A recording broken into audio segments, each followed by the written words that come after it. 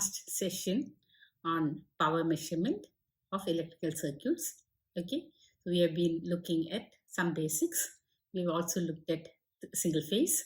We tried to make a distinction between reactive and active power. Now finally we are going to three-phase power measurements. Okay, so they are more or less more or less the same, but at the same time there are some differences. Like for instance, the total power measured is always given by root 3 VLIL cos phi. Another difference happens to be that there could be balanced as also unbalanced situations. The third aspect that we need to look into happens to be the fact that we have the 2 wattmeter method of measurement as also the 3 single wattmeter measurement methods as well. Okay? So in all these cases, some differences come about in the doing of the problems, which is what we are going to discuss today. Okay? The first case itself is a little interesting in the sense that we see that we are given lots of things in writing. Okay, so as you read, it's good to make a diagram, as I've done alongside, which gives you itself the clarity. Right now you can observe the diagram, you can study it, and you can actually have it in your mind such that you can reproduce it, or you can think based on the diagram in your mind. Okay, so let's read. VRN, VYN and VBN. I call them as VR, VY, VB in the diagram are the instantaneous line to neutral voltages, and IR, IY and IB are the instantaneous line currents in a balanced three-phase circuit. Okay, so that's okay. Now we come to the next point wherein VRN into IY minus IB. They are all vectors, so VRN is our VR. IY minus IB, because I have taken the currents near around 30 degrees. Okay, so it's about 30 degrees such that things are a little clearer. So you'll see that IR, IY and IB are arrayed such that IB is perpendicular. Okay, so that's perpendicular to the horizontal wherein we have placed VR. Okay, so projecting IB back because we want to find out IB minus IY minus IB, we see that now we get a root 3 times this current. Okay, for one thing. Okay, and it's in between the two, midway between IY and IB, and in this case it is at 30 degrees with respect to both. Okay, so this is the situation. So now we are having IY minus IB multiplied by VR. So what do we see? We see that there is a horizontal component and a vertical component. The horizontal component is opposite in direction to VR, and the vertical component is along IB, which has been reflected back, or it's at 90 degrees with respect to the horizontal. Okay, so that's one content. So we are having the magnitudes have been multiplied by root 3, and they have been arrayed along the horizontal and the vertical axis. Okay, so now let's move on to the next component of the computation. VYN minus VBN. Again, we are having a VB projected backward, and then we are finding VY minus VB, which is again now perpendicular. Okay, and the root 3 times has also come into the picture because the angle between the two happened to be at 60 degrees since the other angle was 120 degrees. Okay, so now again 30 degrees with respect to each other, or at 90 degrees with respect to the horizontal, we are having VY minus VB. Okay, this now has to be multiplied by IR. Okay, so again when you multiply two phases, you get two components. One is along the horizontal and others along the vertical. So the vertical components are now of the same magnitude because root 3 was the only difference that had happened, and they are in the same direction. But the horizontal components are opposite to each other. Okay, and they have the same magnitude. Okay, and because the angle happens to be at 90, happens to be the 90 minus 30 or 5, whatever it was assumed as the angle between VR and IR. Okay, so now it's very clear that when you deduct the latter from the former, the vertical components disappear because they have almost disappear. Okay, so and okay, of course they disappear, and the horizontal components become added together. So, and the horizontal component is normally the active power, so it's proportional to active power. This is a convoluted way of analysis, but it can stay in your mind, and you can be helped. Okay, moving on to second problem.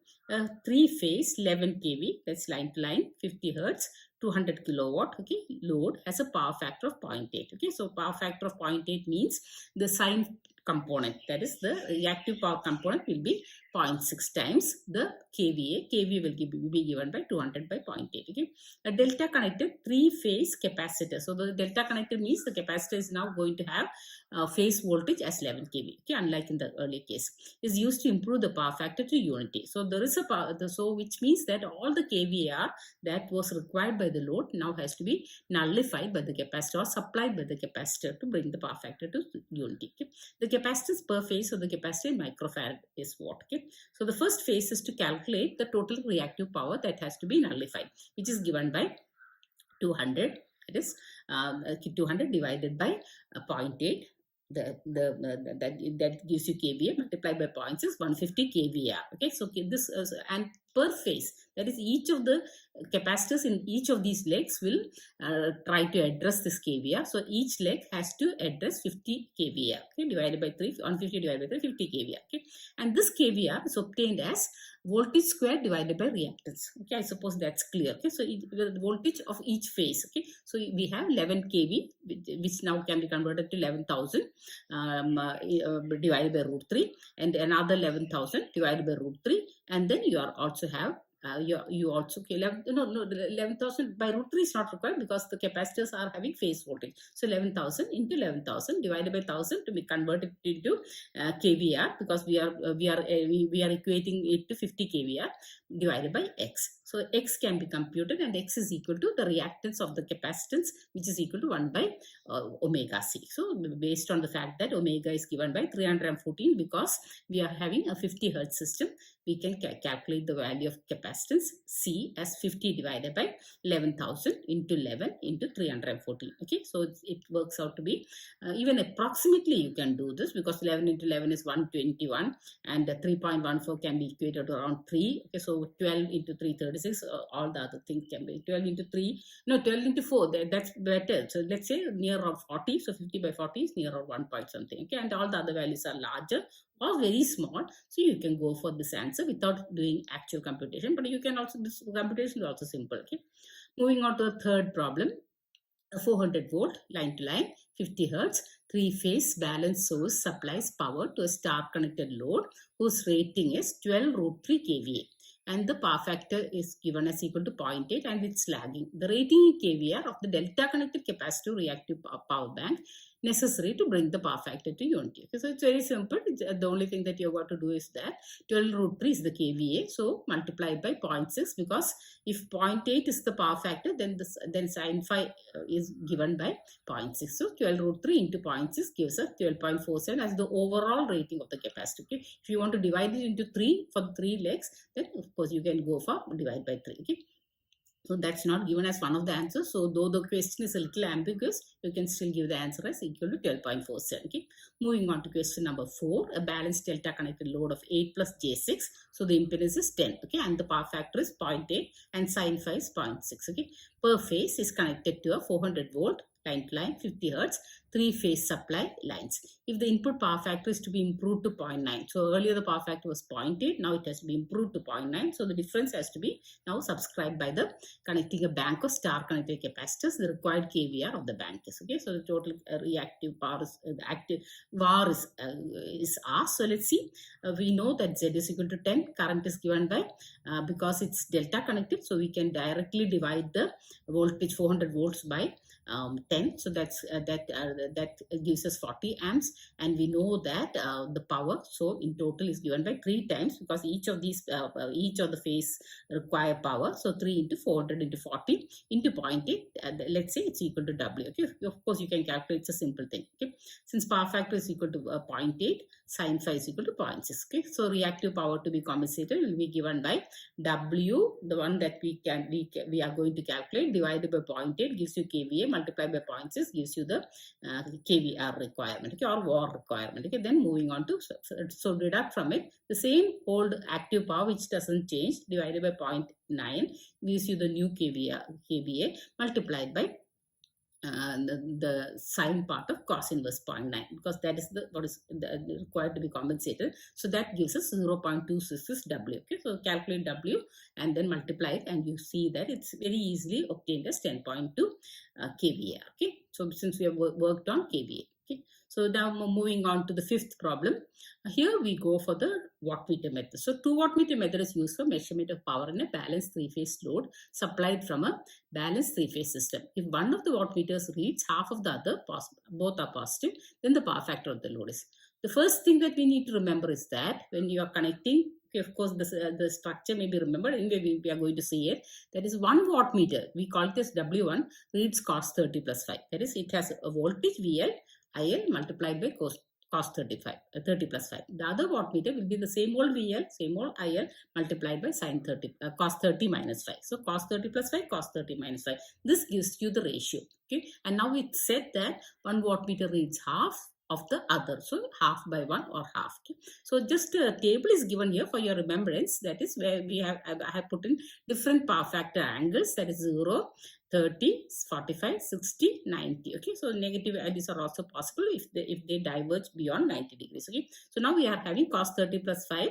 Okay, as those figures are given, cos 30 minus 5 is also given, and so W1 by W2. Okay, so this is good if you can remember it well and good, or else you can derive. Okay, so in this case we see that when the power factor angle is 30, okay, we have cos 30 plus 30 60, that is half, and cos 30 minus 30, which is equal to 0, cos 0, which is equal to 1. Okay, so half and 1. So we can see that the power factor angle is 30, or cos 30 is equal to 0.866. Okay, so easily. Okay, so the same concept is used in problem number 6, where in a three-phase balanced load, which has a power factor of 0.707. Okay, so power factor of 0.707 means power factor angle of 45 degrees. So so W1 and W2 are in the ratio of near around, okay, a little less than 4 but more than 3, okay, 0.26 and 0.96. Okay, that is the cos 30 plus 5 as also cos 30 minus 5 figures. Okay, the power is measured by 2 wattmeter method. The power consumed by the load is 5 kilowatt. So if you have W1 plus W2 is equal to 5 kilowatt, okay, and cos 30 plus 5 by cos 30 minus 5 should be equal to, as I said before, 0.26 by 0.96. You can solve it, but we can look for easy measures.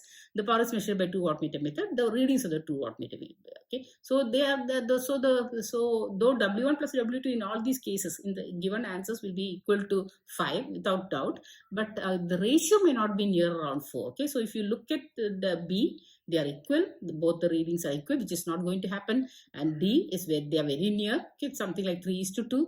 The answer C is even more odd, because 5 kilowatt and 0 kilowatt, that doesn't happen. But when you look at A, it's near around true, isn't it? One is almost 4 times the other. Okay, so we choose 4. Okay, so but of course there are cases where you have to apply this, and which will also be done. Okay, in the 10th problem. Okay, moving on to 7th problem.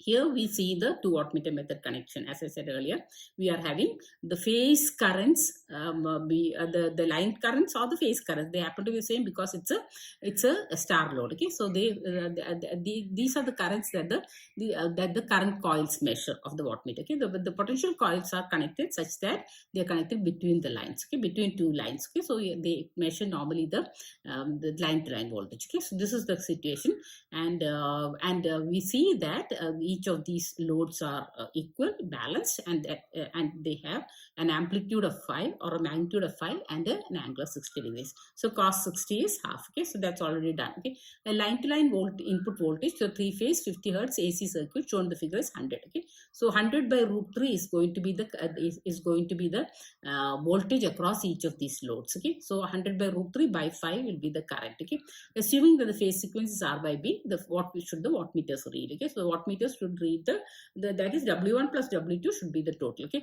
and since one of the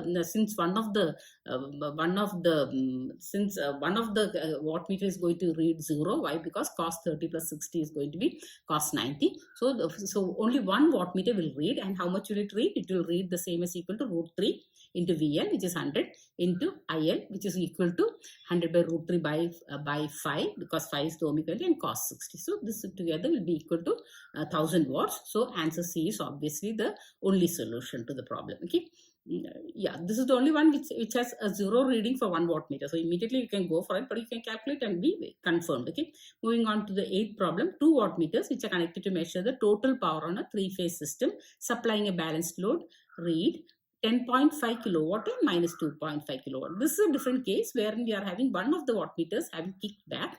The potential coil was exchanged, that is the terminals were exchanged, and so now the reading is negated and given. So the total reading has turned out to be included such that one is positive, the other is negative. So 10.5 and minus 2.5 when added together, it should give you 8 kilowatts. Okay, the total power and the power factor respectively. Total power is 8 kilowatts, and C and D give you 8 kilowatt. But to look at which is the power factor, we'll just go over the table again. We can see that when the angle is 45 degrees, okay, and the power factor is 0.707, then there is a near around 4 times the multiplication of one for the other. Okay, and here also it's not 4 but a little less than that. Okay, so then we move on to 60 degrees. Then we move on to 60 degrees where we see that so 60 degrees, then one would have gone to 0. One of the readings would have gone to 0. Okay, so it's between 45 and 60. That is, the angle is between 45 and 60.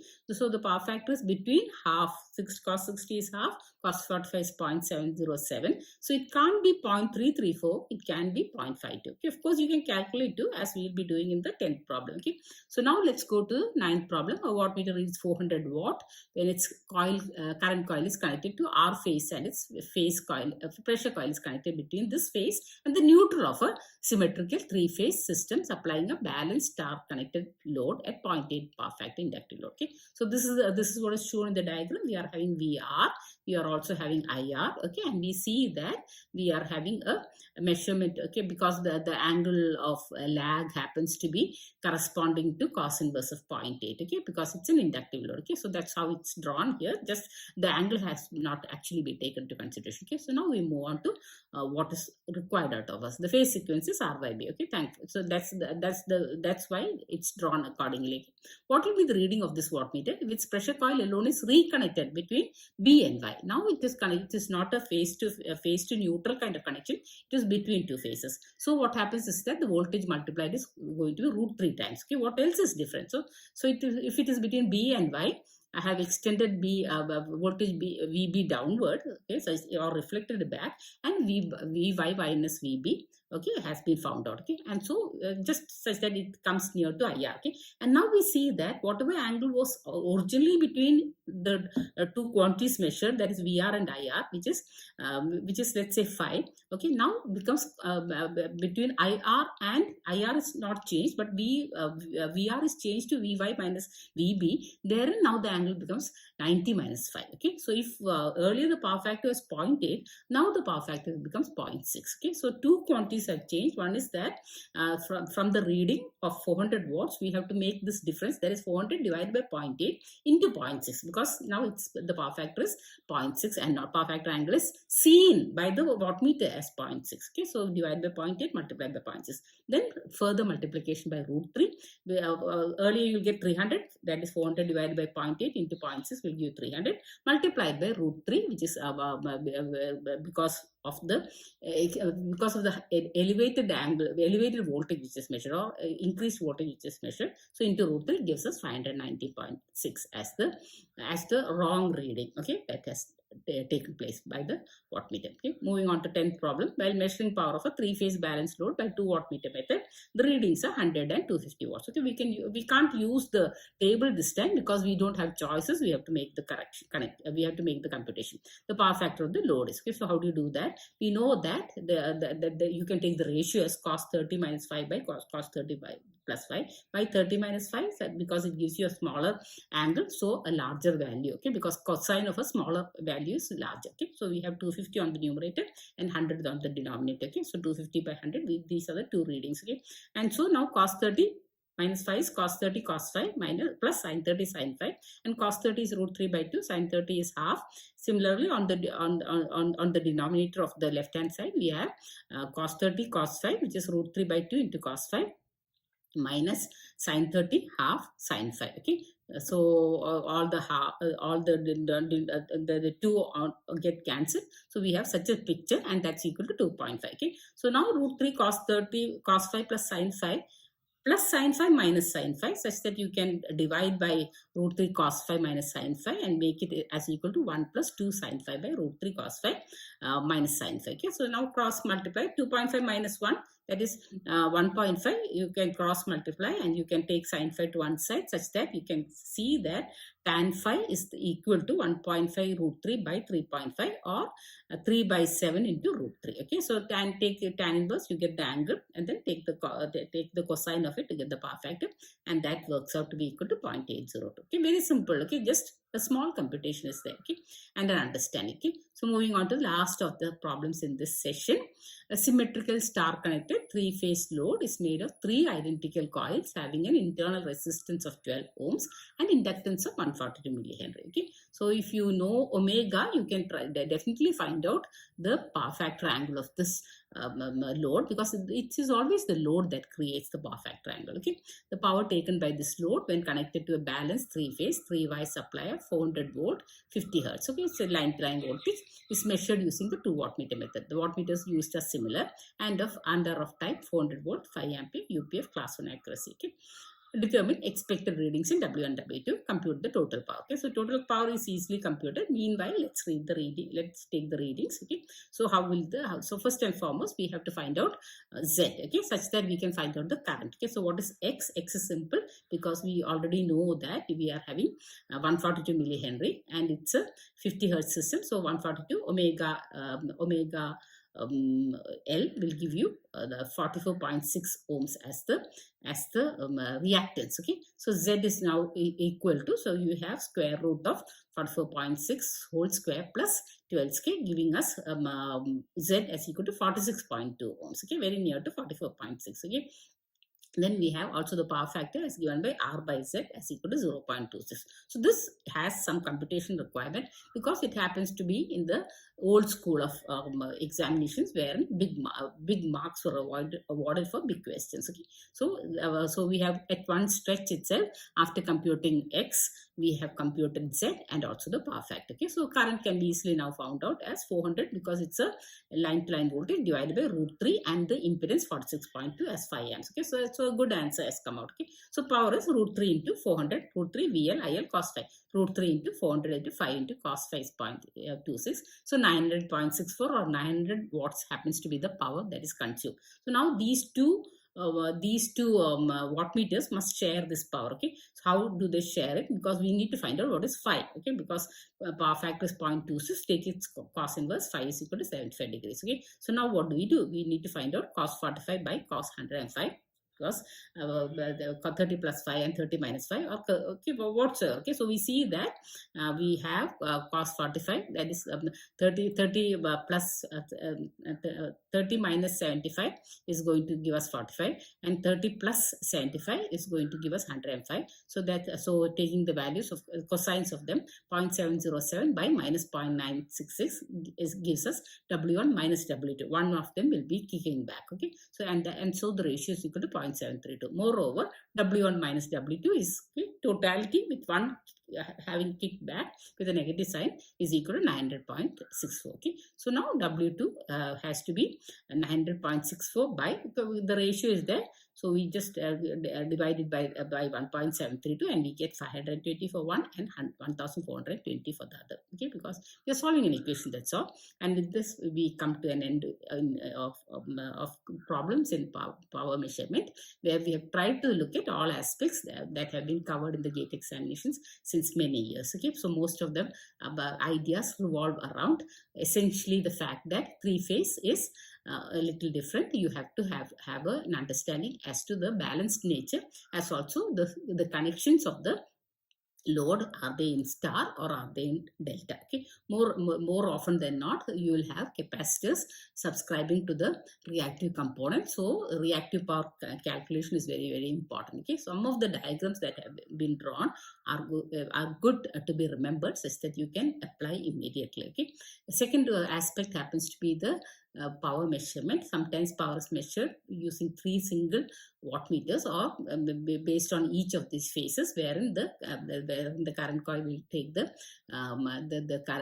line current or the phase current, and the pressure coil will take the line to neutral voltage. Okay, when you are having 2 wattmeter method, which can be used for which can be used for balanced power as also for unbalanced power requirement, you have three important areas to remember. One is, of course, root 3 VL IL cos phi is going to be the total power consumed. Okay, so VL IL appropriately needs to be taken into consideration. Okay, second is, of course, W1 plus W2 is going to be the total power, and and in any case, if one of the wattmeters has kicked back, then the pressure coil has to be reversed, and you can take the reading and then negate that reading. Okay, so third aspect is that you are having one wattmeter always going for cos 30 plus 5, the other going for cos 30 minus 5, and this is going to be the ratio between W and W2. Okay, so you have an array of values that you can utilize if you can remember, or else you can compute based on cos 30 plus 5 by cos 30 minus 5, giving you W1 by W2, wherein